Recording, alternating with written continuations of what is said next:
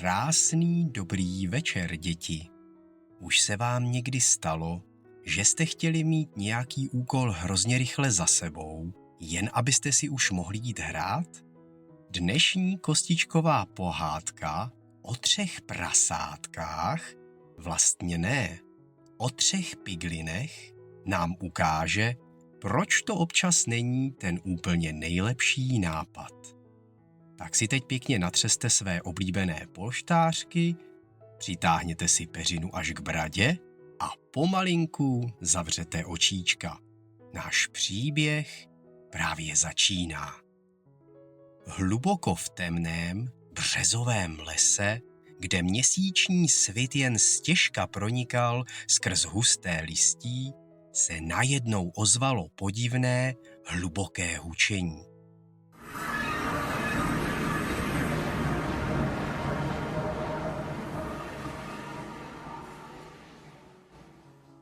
Fialově zářící portál z obsidiánu se silně zachvěl, vzduchem se roznesla štiplavá vůně kouře a z té zářivé brány s křikem vypadly 3 podivní tvorové. Byli to 3 piglini. Hliňák, Zlaťák a inženýr Rypák. Zrovna utíkali ze svého domova v ohnivém nedru, protože jim tam do obýváku omylem trefil obrovský letající gast svou ohnivou kouli. Zmateně se rozhlíželi po tom novém, studeném světě plném zelené trávy, když v tom z lesa vyběhla postava ve třpitivém, temně černém neteritovém brnění. Vedle něj vesele poskakoval pes s červeným obojkem. Byli to naši odvážní hrdinové Jirka a jeho věrný tesák.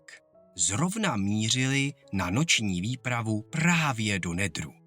Nejrychlejší piglin Rypák k němu okamžitě s vážnou tváří přiskočil. Zvedl prst a chtěl mu předat to největší tajemství hranatého světa. O mocný bojovníku! Začal Rypák nečekaně vznešeně a úctivě se před Jirkou uklonil, až se mu zablesklo v očích.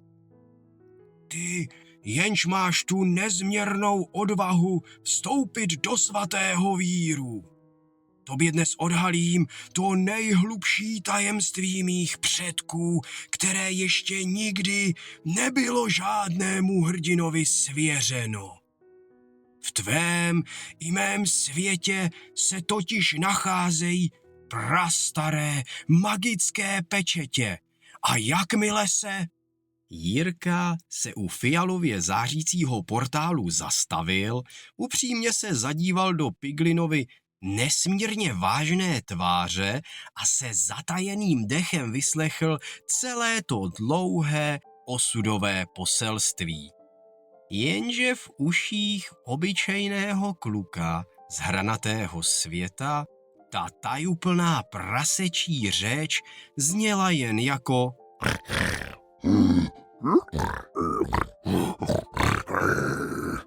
v ranním tichu to chvíli jen tak doznívalo, Jirka nad tím pak lhostejně pokrčil rameny a prohodil své klidné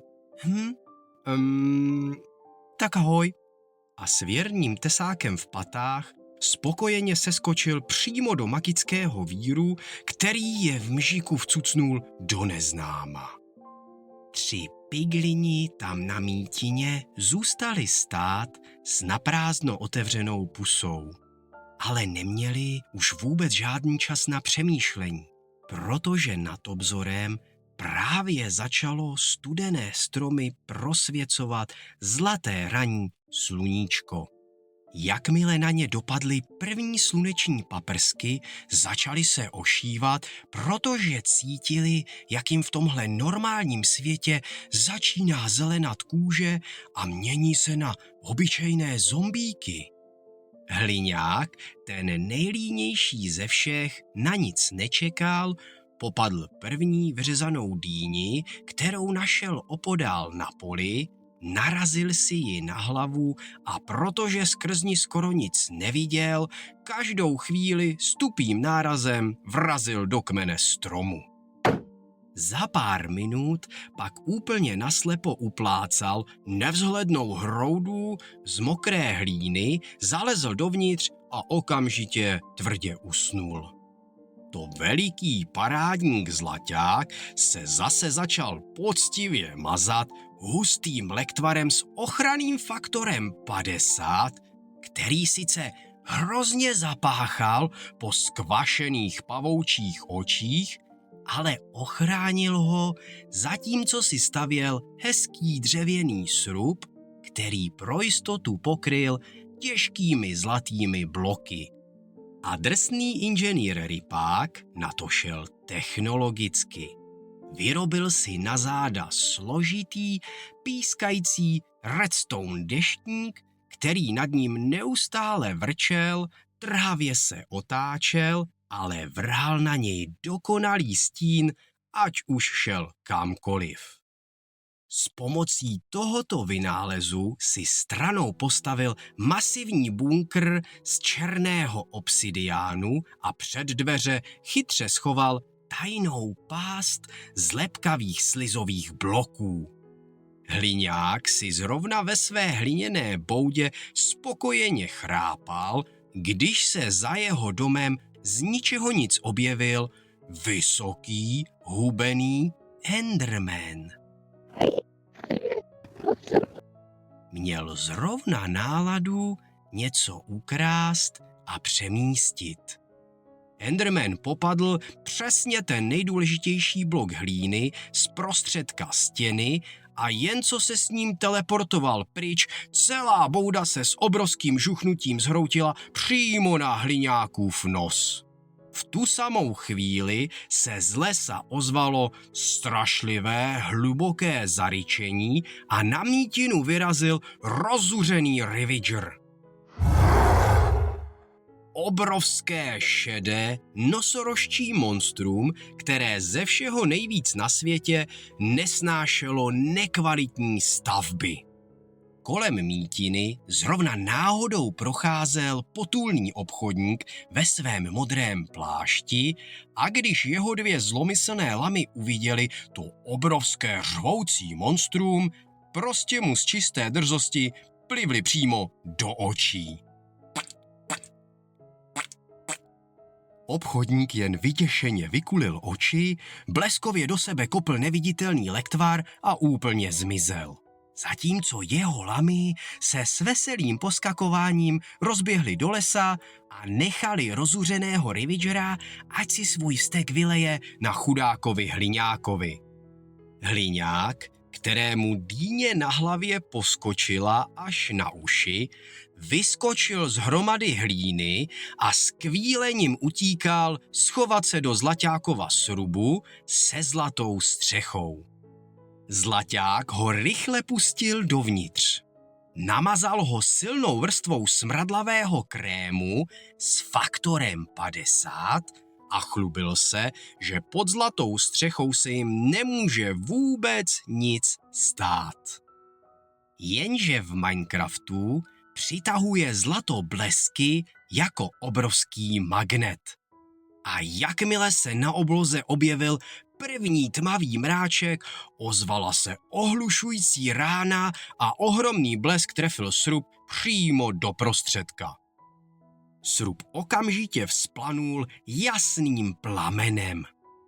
Ravager se s rozběhem opřel do hořících dveří a oba piglini museli s ohromným jekotem utíkat dál rovnou k masivnímu bunkru, který si postavil inženýr Rypák. Rypák si jen stěžka povzdechl, zastavil svůj vrčící redstone deštník a pustil oba vyčerpané, očouzené bratry skrz těžké pístové dveře. Ravager se venku zuřivě nadechl. Ustoupil o několik těžkých kroků dozadu, hrábl mohutným kopitem do hlíny a s hrozivým řevem se rozběhl plnou rychlostí přímo proti dveřím, pod kterými už rypák nastražil svou dokonalou past. Vteřinu předtím, než Ravager narazil hlavou do zdi, sklapla rypákovo past. Ze země vyskočily slizové bloky, napojené na silné písty, chytili Ravagera za nohy a lepkavou silou ho vystřelili až vysoko do oblak k fantomům, odkud s obrovským šplouchnutím dopadl až do nedalekého jezera. Bylo po kontrole a piglini byli konečně v bezpečí. Slunce už pomalu, ale jistě začalo zapadat za daleký obzor a barvilo kostičkové mráčky do těch nejkrásnějších fialových a růžových odstínů. Zlatavé paprsky přestaly hřát, vzduch začal příjemně chladnout a piglini se uložili do svých postelí v nezničitelném obsidiánovém domě, moc rádi, že mají jeden druhého.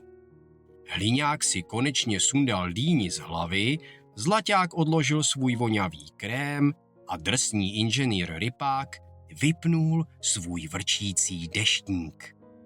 Všichni tři společně zavřeli oči a s pocitem naprostého bezpečí a úlevy se propadli do těch nejkrásnějších klidných snů. A to je konec dnešního příběhu. Dobrou noc